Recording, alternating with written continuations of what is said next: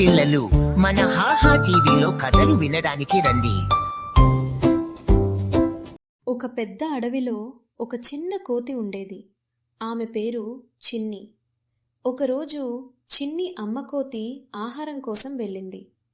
ఇక్కడే ఉండు అని చెప్పింది. కాని చాలాసేపయింది, అమ్మ తిరిగి రాలేదు. చిన్ని ఒంటరిగా అయిపోయింది. చిన్ని పక్క కోతుల దగ్గరకు వెళ్ళింది. నన్ను మీతో ఉండనివ్వండి అని అడిగింది. కాని పెద్ద కోతులు చెప్పారు, మాకు మా పిల్లలు చాలానే ఉన్నారు.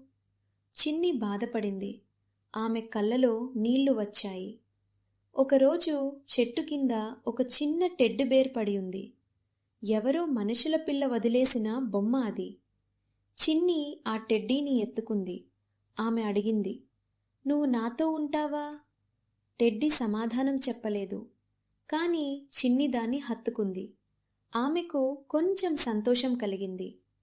వర్షం మొదలైంది.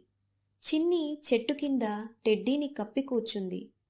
నేను ఉన్నాను కదా అని టెడ్డీకి చెప్పింది. ఆమెకు ధైర్యం వచ్చింది. కొన్ని రోజుల తర్వాత ఒక మంచి కోతి కుటుంబం చిన్నిని చూసింది. వాళ్ళు ఆమెకు సహాయం చేశారు.